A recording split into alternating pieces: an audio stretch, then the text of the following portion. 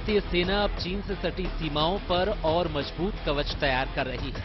रक्षा सूत्रों की माने तो जल्द ही प्रलय बैलिस्टिक मिसाइल सीमा पर भारतीय सेना का अहम हथियार होगी। खबर है कि भारत चीन सीमा पर इस मिसाइल की तैनाती की प्रक्रिया शुरू हो गई है। अगले हफ्ते रक्षा मंत्रालय से इस प्रपोजल को हरी झंडी मिलने की उम्मीद है। दरअसल चाहे प्रोजेक्ट जोरावर हो या प्रलय बैलिस्टिक मिसाइल का अधिग्रहण, ये सभी कदम इसी कवायद का हिस्सा है ताकि चीन से जुड़े बॉर्डर पर भारत एक रॉकेट फोर्स तैयार कर सके। एलएसी की चुनौतियों को देखते हुए ये प्रलय बैलिस्टिक मिसाइल भारत की जरूरत है। जहां तक जोश और हौसले की बात है तो इस मामले में भारतीय जवानों के जीवन का कोई सानी नहीं। अब तकनीक और सैन्य ताकत के मामले में भी भारतीय सेना बेजोड़ रुतबा हासिल करने जा रही है।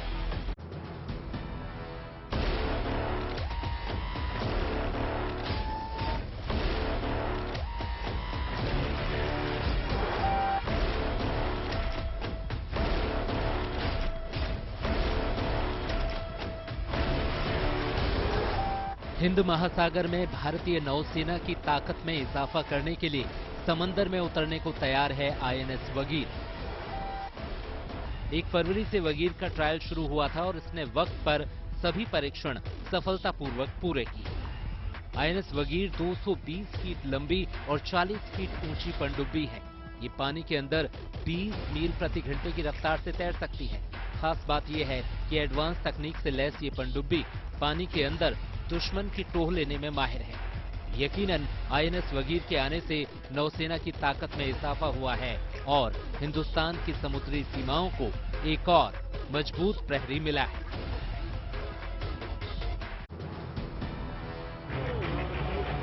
दिल्ली में इलाज में भेदभाव के मामले को लेकर दायर एक याचिका पर सुनवाई करते हुए हाईकोर्ट ने अहम टिप्पणी की, जिसके मुताबिक दिल्ली के सरकारी अस्पतालों को सभी नागरिकों का इलाज करना होगा, चाहे वो कहीं का भी रहने वाला हो।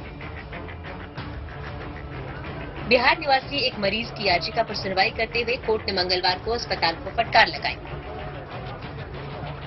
दरअसल याचिकाकर्ता का आरोप था कि लोकनायक जयप्रकाश नारायण अस्पताल ने इन दिल्ली निवासियों को ही मुफ्त एमआरआई जांच की सुविधा दी, जिनके पास दिल्ली का वोटर आई कार्ड है। कोर्ट ने कहा कि दिल्ली के सरकारी अस्पतालों में सभी नागरिकों को इलाज मिलना चाहिए और इसके लिए मतदाता पहचान पत्र दिखाने पर जोर नहीं दिया जा सकता। कोर्ट ने याचिकाकर्ता के घुटने का एमआरआई 26 दिसंबर को सुबह 11 बजे करने का निर्देश दिया, जबकि उसे जुलाई 2024 में एक तारीख दी गई थी।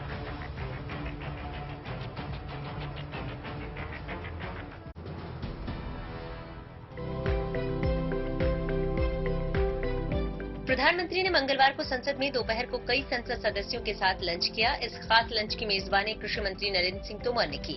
इस लंच की खासियत ये थी कि इसमें परोसे गए सभी व्यंजन मिलेट यानी मोटे अनाजों से बने हुए थे।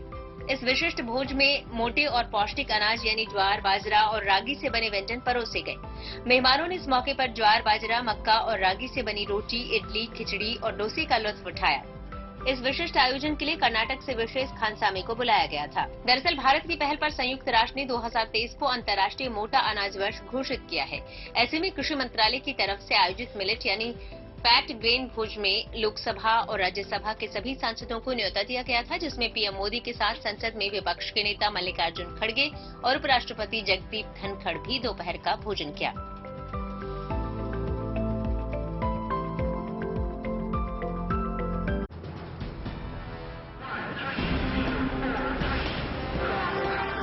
बिहार के श्रद्धालुओं के लिए गुड न्यूज है, साथ साथ नए साल के आगमन पर शानदार तोहफा भी। आईआरसीटीसी ने श्रद्धालुओं के लिए दक्षिण दर्शन स्पेशल ट्रेन चलाने का ऐलान किया है। इस ट्रेन में खाने पीने की बेहतरीन इंतजाम के साथ साथ श्रद्धालुओं के लिए भजन कीर्तन का ख्याल भी आईआरसीटीसी ने रखा है। इस ट्रेन की शुरुआत 21 जनवरी 2023 को जयनगर से की जाएगी। ये स्पेशल ट्रेन जयनगर से मधुबनी, दरभंगा, समस्तीपुर, पटना और गया के रास्ते होते हुए भारत के दक्षिण हिस्से में प्रवेश करेगी और तीर्थ यात्रियों को तिरुपति बालाजी मंदिर, कन्याकुमारी टेम्पल, विवेकानंद रॉक, रामेश्वरम और मल्लिकार्जुन ज्योतिर्लिंग का दर्शन कराते हुए 31 जनवरी को वापस जयनगर लौट आएगी। इस ट्रेन में स्लीपर क्लास का किराया 17,999 रुपए है, तो वहीं 3AC का किराया 28,515 रुपए रखा गया है।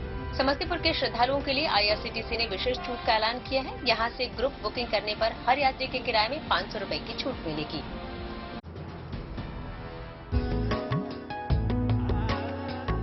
ठंड ने अपना रूप दिखाना शुरू कर दिया है, लिहाजा इससे बचने के लिए लोग गर्म कपड़े पहन रहे हैं। साथ में आस्था और श्रद्धा के साथ भगवान को ठंड से सुरक्षित रखने के उपाय भी भक्त कर रहे हैं। वाराणसी के मंदिरों में भक्तों ने भगवान की मूर्तियों को भी गर्म कपड़े पहना दिए हैं, टोपी, कंबल से लेकर ऊनी कपड़े तक।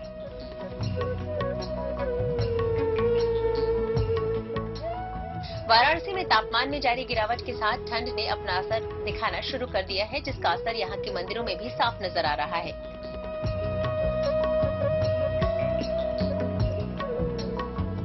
चाहे गोलघर इलाके का प्राचीन सिद्धिदात्री का मंदिर हो या मैदागिन इलाके का संकटहरण शनिदेव महाराज का मंदिर, या लोहटिया इलाके में राम जानकी का मंदिर, या उसके बगल में मौजूद प्राचीन बड़ा गणेश का मंदिर, सभी जगह भगवान की मूर्तियों को ऊनी कपड़ों से सुसज्जित कर दिया गया है।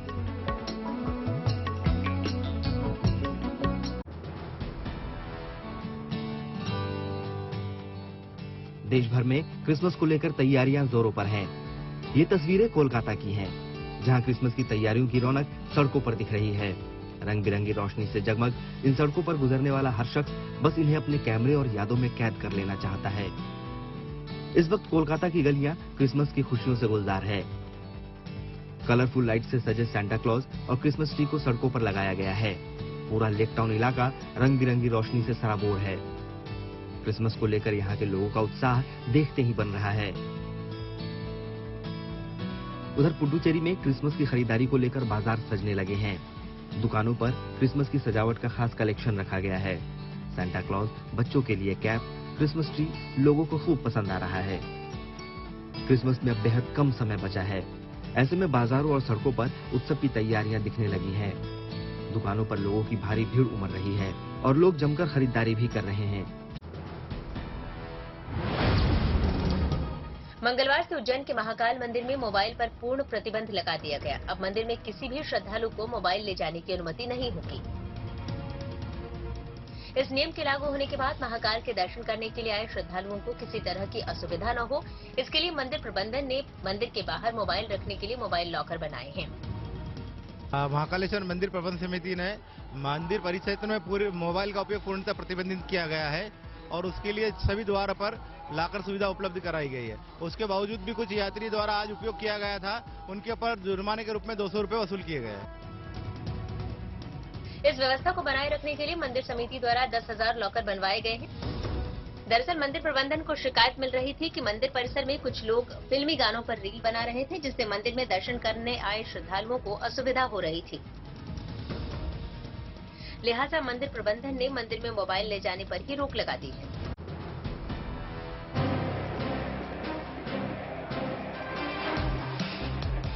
अर्जेंटीना की राजधानी ब्यूनोस आयर्स अपने चैंपियंस के स्वागत में उमड़ पड़ा। टीम मेसी का ऐसा भव्य स्वागत किया गया, दुनिया बस देखती रह गई।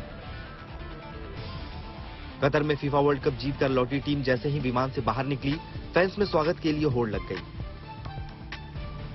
अर्जेंटीना टीम के कप्तान लियोनेल मेसी हाथ में वर्ल्ड कप उठाकर चल रहे थे। अपने विजेताओं को देखने के लिए फैंस पागल हो रहे थे। अपनी टीम के इंतजार में घंटों पहले लोगों ने सड़कों पर कब्जा जमा लिया था।